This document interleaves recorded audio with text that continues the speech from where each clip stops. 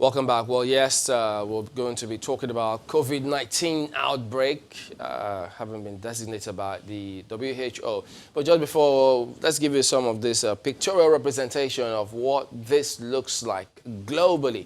So if you could look at this picture, you could see the countries where this has happened, and then you look at that one. Okay, well, you can't see it yet. Okay, there you go. So, so this was, as you can see there, it's at 6 p.m. yesterday, 12th of February.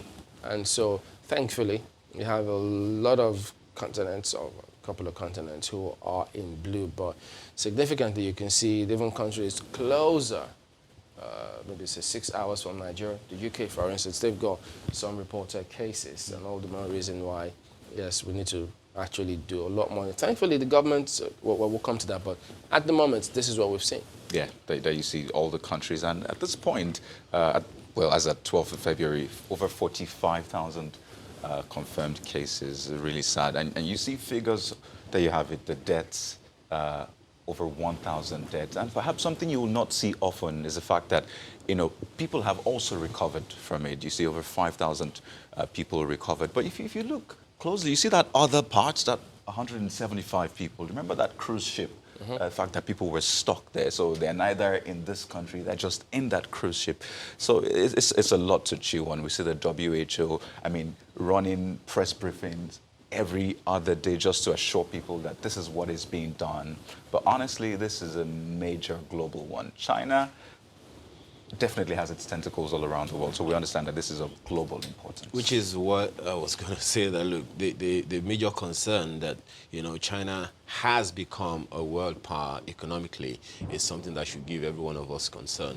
Well, gratifying to note that, of course, the Africans, we do not have any recorded case, any confirmed case as yet, but then the fears are all over the world that a highly populated continent such as Africa, a highly populated continent, a country such as Nigeria, high volume of traffic, high volume of business, high volume of economic activities, the scare is all over the world. That should this happen to come to Nigeria or to Africa, do we have the technical competence, do we have the readiness, do we have the capacity to handle it? I saw very interesting research that was done at the National Institute of Health, Hamilton, and it tried to see how different races can get the coronavirus, or COVID-19 as it stands. And according to that preliminary study, it says that the risk of obtaining the virus for Nigerians, because I tried to look out for Nigerians, is actually between low and medium. Yes, this is still the early stages of that. There should be peer review and what have you. But it's quite interesting that for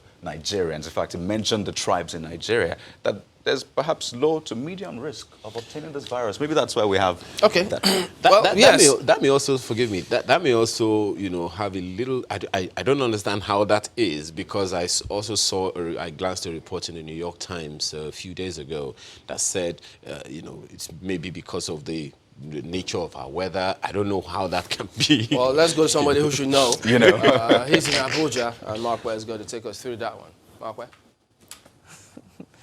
Well, I don't know whether we're about to give ourselves a false sense of security, but hey, who knows? Maybe we do have some immunity. It's worth asking. Samuel Melafia is with us in the studios. He is a professor of microbiology and molecular epidemiology. You're welcome to Sunrise City this morning. Yes. Thank you very much. Yeah, you heard my colleagues It's there. nice to be here. It's good to have you here. Thank you. So far, so good. As they pointed out, Africa is yet to experience a confirmed case. But there have been fears about our health system here as to whether or not there is a strong capacity to be able to withstand an outbreak of the disease should we have a confirmed case. Do you have fears in that regard? Really, I have fear. Because the mammal that is responsible for the transmission of this coronavirus is very much around in our country. Is it a mammal? It's the pangolin.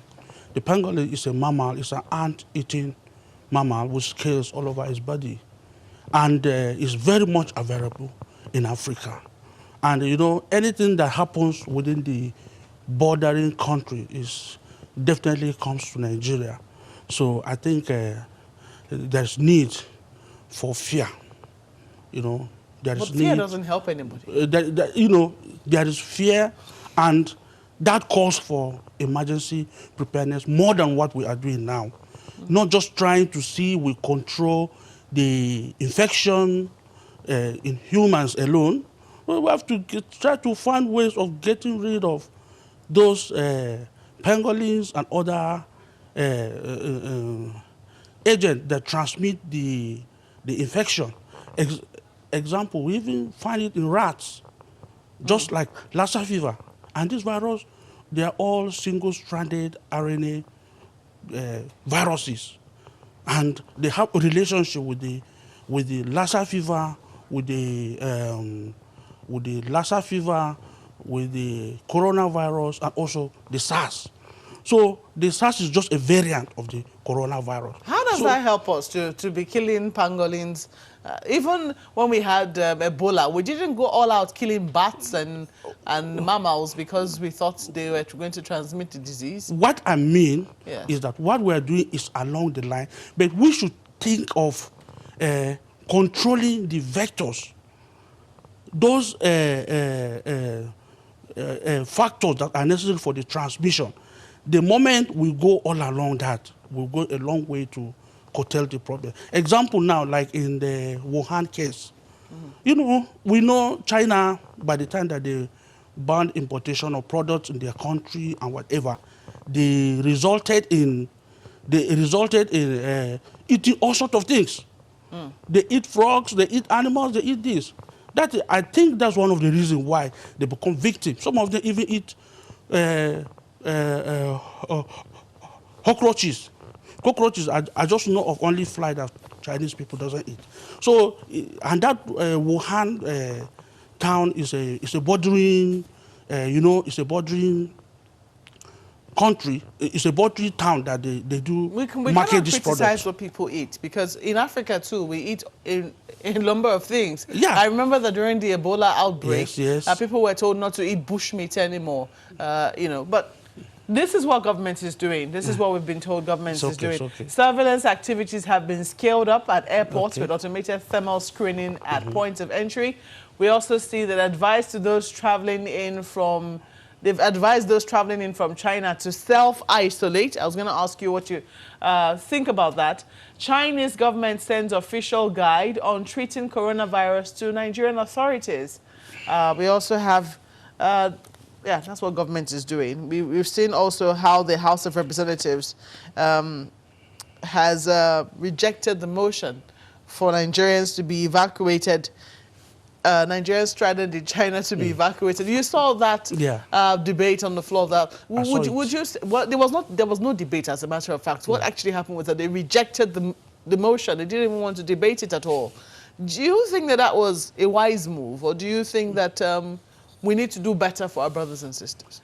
It is a wise decision, looking at the fact that China has a better health system than Nigeria. So I think it's a wise decision for them to remain over there and have, medical attention, which I feel is better than what we have over here. And for them to send information, regarding, how they handle the disease, is also a good idea, because it helps us to build on it, to build on what they have and what they have done. To curtail, to at least reduce the outbreak. Initially, you said that there was fear, and there is fear. And I was asking you about government response. So far, so good. I mean, we've seen in the last couple of days or so, the Ministry of Health visiting more centers to see the preparation, the level of preparation. He believes that if this disease is going to come into Nigeria, it most likely is going to come via air travel. That's why they have upped surveillance at our international airports. Yeah. But he says they're not ruling out land borders. As someone who is a professor of microbiology and molecular epidemiology, what are your thoughts on the virus itself, and do you think that his analysis of that is correct? Yes. The analysis is on the right path. The virus itself is In fact, what I can say, it is an emerging disease. And it can re-emerge. What I mean is that it mutates and changes different shape and different forms. So what we should expect to have here might even be more pathogenic one than even what is seen over there in China and other places. You mean if we find it locally here, or if they bring it in from China? I don't know how to describe this. When you say it could mutate, is it going to mutate as a result of the weather or what? Yes, there are many factors associated with the mutation. One of the important factor there is the nature of the gene itself and the antigenicity of that virus. The environment also plays a significant role in the mutation because the virus always finds way of sustaining itself in the environment so that it can survive. Our weather is harsher than that of China. So the virus now would like to, Harsh in what sense? Like now, the virus cannot, most of the viruses, especially the coronavirus family, are destroyed by heat up to 56 degrees centigrade. Within 24 hours, they'll be destroyed. But in China, it's not the case because of the environment. So now the virus that will come into Nigeria, it will try now to, have a kind of a protection for itself to last longer, and that result in a more dangerous form. So I think there's need for us to take very stringent actions so that we can curtail this infection. Are researchers already looking at this particular virus and seeing, perhaps how, I don't know, how it could do under the circumstances in Nigeria? You say? Do we have any research work going on it? Because we understand that China has been able to break down the virus, and that people in the research world are happy with how China has been able to break down the sequence of the virus. I've always said it. What research are still ongoing, but our research facilities are poor. And what I feel should be done, research should be done in both the area of the human aspect and the area of the vector that transmits this disease. So some people should be working on, now they're saying even cattle can transmit this disease. Now they're even trying to say even animals like dogs and cats that stay with us can transmit this disease. Apart from wild animals like snakes, and other this thing. So there's need for research to be done in a kind of two-way traffic so that you can, have a solution to this disease outbreak. And also, area of vaccine production is very, very important. Because once we talk of viral disease, the vaccine that is in the market is the most important. If there's no vaccine to control the disease, when you talk of managing, it's not cost effective. You spend more to manage. And on the process of managing patients and here and there, we begin to lose, people begin to die. And the little that survive, they survive it. Well, it is a rather worrisome situation that we have. Some people are worried as to, I'm wondering how come, because viruses are supposed to have a cycle of some sort, that they would come, they're not like bacteria, they would, you can't just kill them with antibiotics, that they will have to run through their cycle. This cycle seems to be, a little longer than usual. I don't know, is that how scientists are seeing this particular virus? Yes, the kind of cycle that you are talking, viruses, as we know, can exist anywhere, but some of them, they will remain inactive. But the moment they have living hosts, they begin to undergo processes. Example like replicative processes, how they can have their young virions and progress and begin to get over tissues and cause tissue destruction. So I think maybe that's one way that we are trying to say that the cycle is longer. Do you mean the cycle that is manifest the disease or the cycle that it takes to replicate. So let me give you an instance. If you have a cold, the most likely will tell you that the virus will have to run its course. Okay. You know, in a matter of maybe 3-4 days, if you don't infect anybody else, it should be over. It should be over. Even when we had the Ebola virus, we knew that if you had gone past 7 days or thereabout, you know, you should be past this, and that it was going to have a cycle, you know, generally. How long do you think that, you know, have we been able to say if you're past this particular area, or in a matter of months? China cannot be battling this for the entire year. How long do you think that this virus should last? I believe that as we're entering the hotter seasons. Yes. March, April, May, you know, the rain is scanty, and especially in this northern part of the country, and the season is more is hotter. You know, the environment is hotter. The ability of the virus to survive in this harsh environment will be drastically reduced to a certain level. It will, which means generally the rate of spread will generally go down. But in terms of the virus, we cannot say that for China, can we?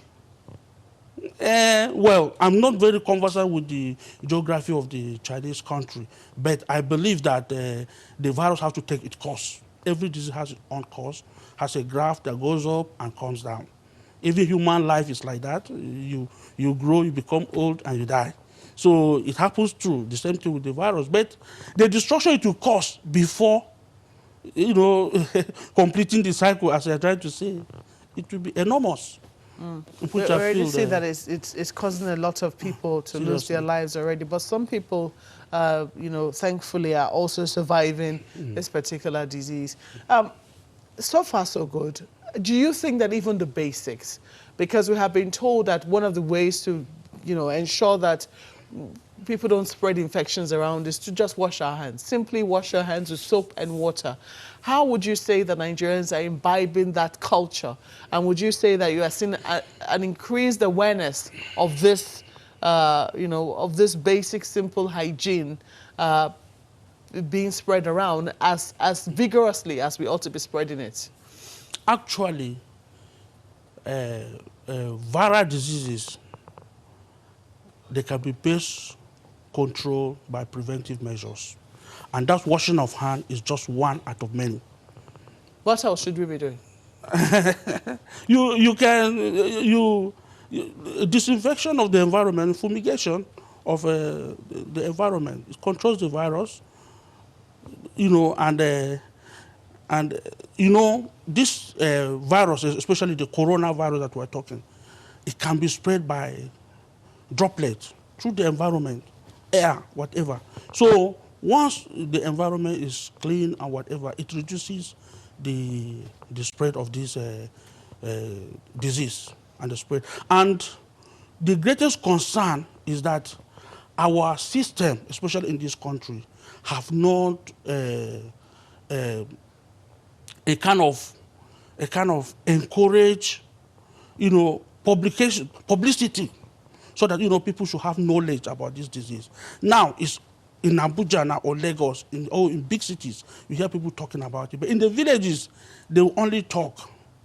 But if there is more intensification of programs in the television, the radio, people that cannot afford television, they can go to their radio stations and be able to, this advert will go a long way to assist them to do simple precautionary measures to save themselves. We have to thank you for sharing your time with us on Sunrise Daily. Samuel Melafia is a professor of microbiology and molecular epidemiology. Sunrise Daily continues in a moment. Please stay with us.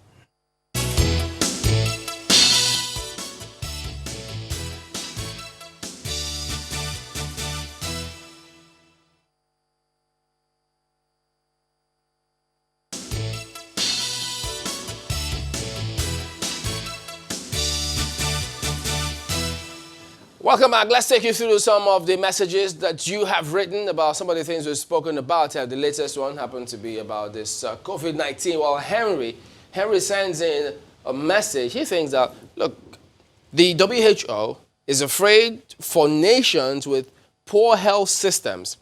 These are those with poor, 1, service delivery, 2, healthy or health workforce, health information systems, access to essential medicines, financing, and then leadership governance.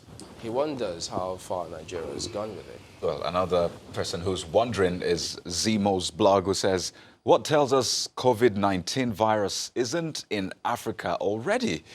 I wonder how his words, by the way, like a decimal nation, I bet some will disagree with you, in health matters can survive this scare when some very health-conscious first world countries could still record cases of infected victims. We did show you what the government is doing. So yes, we understand that we need to keep improving on this. Ewulu Epurep talks about the insurgency conundrum and wonders. Borno, where insurgency is at its peak, is craving for soldiers to rescue them, but Abia is saturated with soldiers. Well, this one is from Zemo, who's talking about security check. He says, a popular Yoruba adage says the pest that destroys a vegetable is at the root of the vegetable. The insurgents can't strike without an insider, and that's why the government must heavily involve locals. Otherwise, we would fail in this fight against terrorism.